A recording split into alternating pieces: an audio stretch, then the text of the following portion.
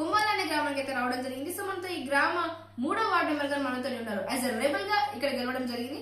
So sir మాట్లాడి తీసుకునే ప్రయత్నం చేద్దాం. వారి ద్వారా ఎప్పటి వరకు ఎలాంటి డెవలప్మెంట్స్ జరగబోతున్నాయి. నమస్తే సార్, బాగున్నారా?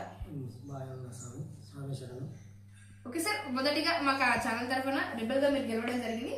Hearty congratulation sir. Thank you. Okay sir, రాబోయే 5 సంవత్సరాల్లో మీ వార్డుకి మీరు ఎలాంటి డెవలప్మెంట్స్ అనేవి జరగబోతున్నాయి మీ ద్వారా?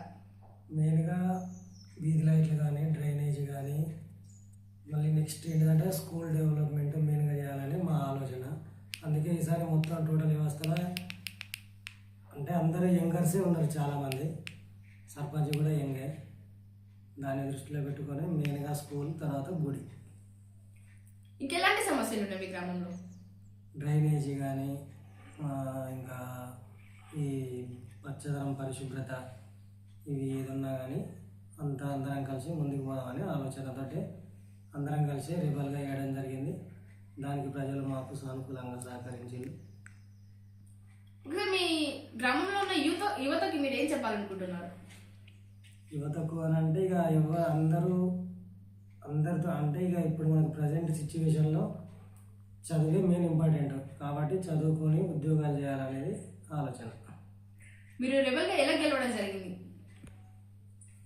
అంటే ఏ పనైనా కానీ పార్టీలకు అతీతంగా అందరం కలిసి నిర్ణయం తీసుకొని దానికి కట్టుబడి ఉండాలని నా యొక్క ముఖ్య ఉద్దేశం. దీని తరపున అందరినీ కోరుతున్నా, ఏ పార్టీ అయినా సంబంధం లేదు, అందరు కలిసి గ్రామాభివృద్ధికి తోడ్పడాలని కోరుకుంటున్నాను. సార్, ఇంటర్ కన్క్లూజింగ్ ఇచ్చి మా ఛానల్ ద్వారా చెప్పాలనుకుంటున్నారా? అవకాశం కల్పించిన కొండ దంపతులకు మరియు మా మండల స్థాయి నాయకులు రాజకుమార్ కానీ, అల్లం బాలకిషోర్ రెడ్డి గారు కానీ, ఇంకా మిగతా నాయకులు ఎవరున్నా కానీ మా గ్రామ పార్టీ నాయకులందరికీ నా తరఫున కృతజ్ఞతలు తెలియజేసుకుంటున్నాను. స్వామి శరణమయ్య. సో చూసారు కదండి టుడే ఇంటర్వ్యూ. ఇలాంటి మనకి నెక్స్ట్ ఎపిసోడ్లో మేము ఉంటామని అంటే బై బై.